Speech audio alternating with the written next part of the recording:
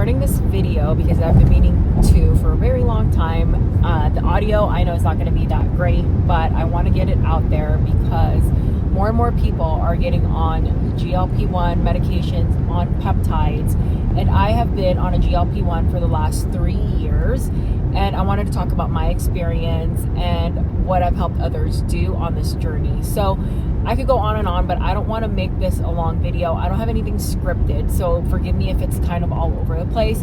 But the message that I essentially wanted to get out there was, when you get on your GLP-1 journey, it's not going to be a linear line where you lose 50 pounds, that's it, you're good, you're going to keep that weight off, everything is going to be kosher. That is not the case. I have been a health coach, fitness coach, certified personal trainer, and nutritionist for the last 8 years.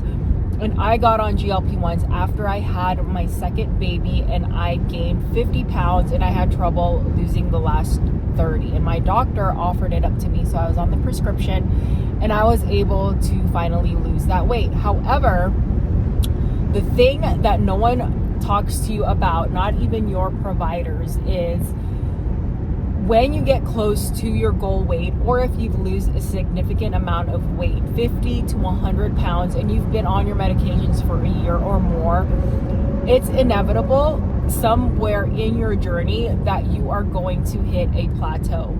It's going to be frustrating. You are already eating very little calories. You already have barely any energy to get through the day, and you're wondering why the scale has not moved. And this is the hot button topic for those that are on any type of weight loss medication. And this is what I hear all the time because I started a community on Skool. If you guys don't know what that is, it's Skool. And it's a platform it's a classroom learning platform, a community, almost like a Facebook group, but it's more detailed and you can access courses to it. And I started it because I wanted to be with women on this journey. And also there was a lot of misinformation out there about what to do when you hit a plateau. So I wanted to start a group that would help these women, or just people in general, and kind of teach them and show them what to do when they get to this point. So the point of this video, is long story short, is when your body loses a significant amount of weight, especially if that's rapid weight loss, 2-3 pounds per week, your body is going to signal to your entire system that you are losing weight at a rapid pace. Evolutionary, I don't even know how to say the word, evolution, or just our ancestors, this will signal famine in our bodies. Therefore, it is going to hold on to fat. You're not going to expend as much energy as you normally would. You barely have energy to do chores at home, so why would you even have energy to work out or do any workouts? Because therefore your body is going to preserve and slow down your weight loss, or even stop it completely, right? So biologically, this is just how our bodies have always worked. And so the big question is, how do you get past that plateau? So earlier I talked about how weight loss on medications is never going to be linear. You're not going to lose 70 pounds and maintain that weight without some work and effort into it. That's why when people always talk about getting on medications is cheating, other people don't understand that it is going to take work in order for you to continue to see results, in order to maintain your results. Because the point is to either get off medications or to be on a low dose for the rest of your life. The point is to not be on a higher dose forever, because one, it's just not feasible. Number two, people can't afford it. And number three, I think with these types of medications, if you're not diabetic, this is just a tool, right? Another weight loss tool that we should not have to rely on for the rest of our lives. The point of GLP-1s is it's teaching you to stop when you're full.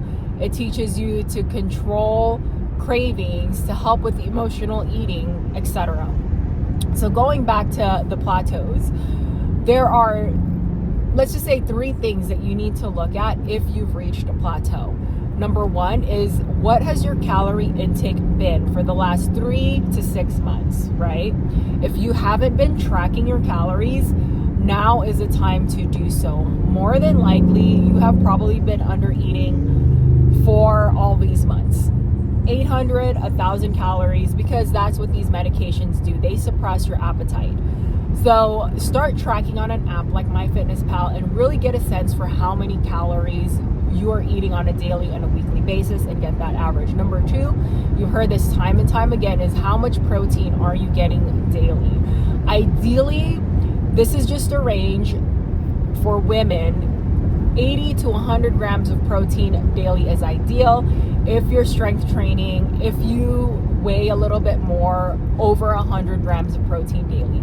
If you're not getting that, your body is wasting away, it's losing muscle, and in the end, it's going to be more difficult for you to keep off your weight loss because you have no muscle on your body. So if you go back to eating a regular amount of calories, because when you get off medication or you lower your dose, your appetite will come back. And so if you've been consistently on a low calorie diet for a really, really long time, your body is going to rebel and you're going to slowly start increasing your calories. And that's when people start seeing the weight slowly creep up.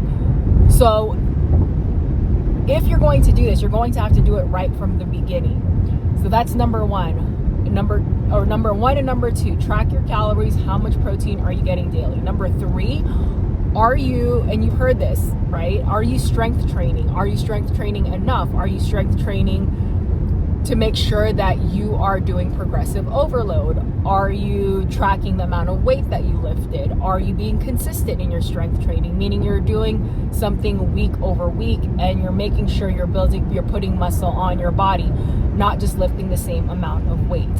I can't stress this enough. Strength training is so important, not only in maintaining weight loss, because the more muscle you have on your body, the more calories that your body will burn while it's resting. If you think about it, when you get off these medications, if you have more muscle on your body, you can eat more calories.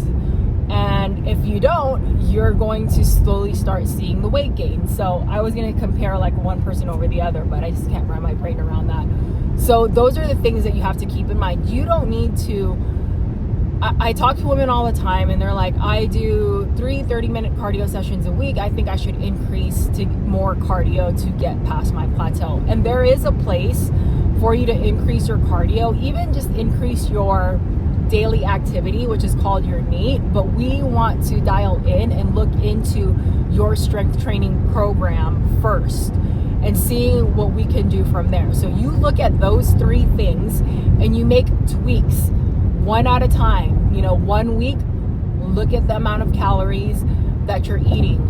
Have you been chronically under eating for months at a time? Then it's time to bump up those calories. Let's say it's 1,000 calories average that you found out that you've been eating for the last 2-3 weeks. Let's bump that up strategically to 1,200, 1,300, 1,400 calories. The women that I've worked with, when I tell them to do this, they are surprised when they bump their calories up to 1,500, 1,600 calories. Their body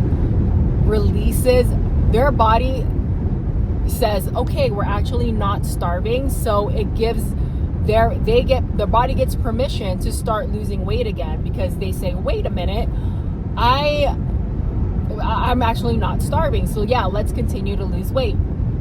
That coupled with protein, maintaining muscle mass, let's increase protein. Let's see what that does. Number 3, let's change your strength training program. Let's see what that does, right? The point of this is always you don't always need to bump up your dose, because I know that is the first thing that most people think about is I need to bump up my dose. And a lot of us, if we've been on medications for a year, we've maxed out on our dose. So from there, where do we go next, right? So take a look at these 3 things first, and you have to be honest with yourself. weigh and measure your food, track your calories, and then see where the missing pieces are at, right? So that's what I have to say on this subject. I'm going to continue to do a series like this because I do want to get the word out there. If you're interested in learning more, I'm currently running a 21-day Plateau Breaker Blueprint within my Skool community.